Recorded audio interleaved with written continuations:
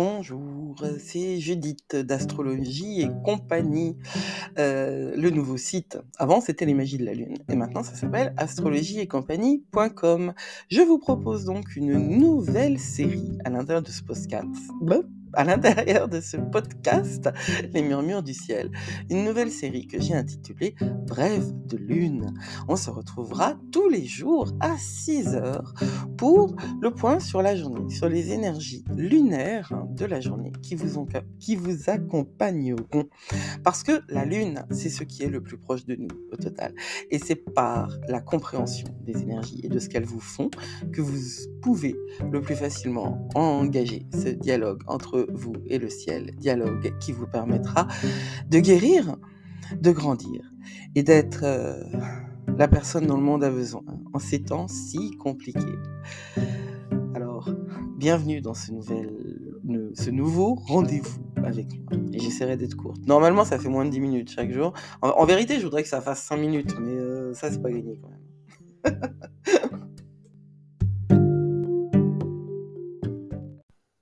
Donc, nous voilà jeudi 18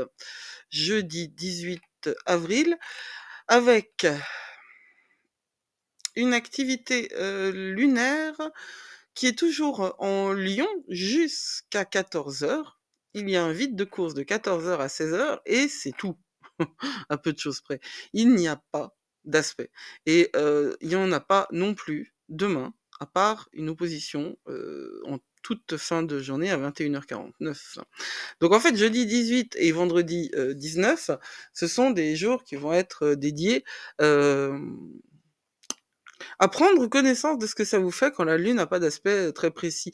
Il ne s'agit pas d'un vide de course, hein. Elle n'est pas en vide de course parce qu'elle est en Lion jusqu'à 16h, jusqu'à 14h01, il y a un vide de course de 2 heures, et après, elle rentre en Vierge. Donc on va être vraiment dans une énergie peut-être qui est extrêmement axée sur le Lion pour le début de journée et sur la Vierge pour la fin du jeudi et tout le vendredi. L'ensemble des énergies vont nous proposer en fait d'être créatifs. Parce que c'est ça, hein, l'idée. C'est que quand la Lune est sans lien avec les autres planètes, elle est dans l'expression pure de ce qu'elle transmet, du signe dans lequel elle est. Et il va y avoir énormément de créativité le jeudi matin jusqu'à 14 heures. Et puis, le jeudi après-midi et le vendredi, on va être très, très, très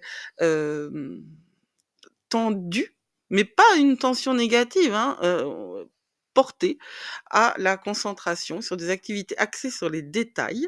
Et comme nous sommes dans ce temps de gibbeuse croissante, ça va être d'une véritable aide pour conduire les projets, le travail, toutes les choses que nous avons besoin de réaliser jusqu'à la pleine lune, sachant qu'après la pleine lune en Scorpion, il va y avoir un temps de décompensation, une espèce de dépressurisation, un moment de parce que c'est très dense, hein, une pleine lune en Scorpion, c'est vraiment très intense. La pleine lune, c'est intense, le Scorpion, c'est intense, donc ça fait double intense, hein. Voilà. C'est comme les trucs avec double cheese. Donc, le truc, c'est que Mercure est rétrograde, mais ça, on en parlera pour demain.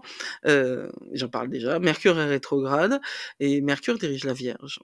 Donc, ça peut être une tentation de l'hypercritique et de l'hyper, comment dire, de la tentation de la perfection.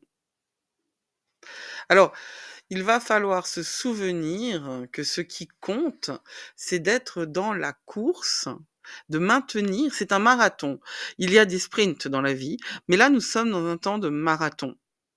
Moi, c'est vraiment l'impression que j'ai parce qu'on va nous demander encore et encore et encore de puiser dans nos ressources.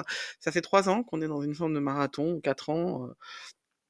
Il y a tellement de choses qui ont changé en 2018 pour tellement de gens que C'est alors il y a des choses qui sont arrivées, à porter leurs fruits et puis, il y a des transformations qui sont, plus difficiles, plus lentes ou, qui doivent reprendre une autre forme. C'est ce qui se passe avec, cette conjonction de Jupiter et d'Uranus, hein, en Taureau et des journées comme aujourd'hui et comme celle de demain, hein, je reprendrai, un petit peu le même discours demain, c'est, focalisez-vous sur le progrès, regardez ce que vous avez réussi et pas ce que vous n'avez pas réussi. S'il vous plaît, faites ça pour vous, pour le monde entier.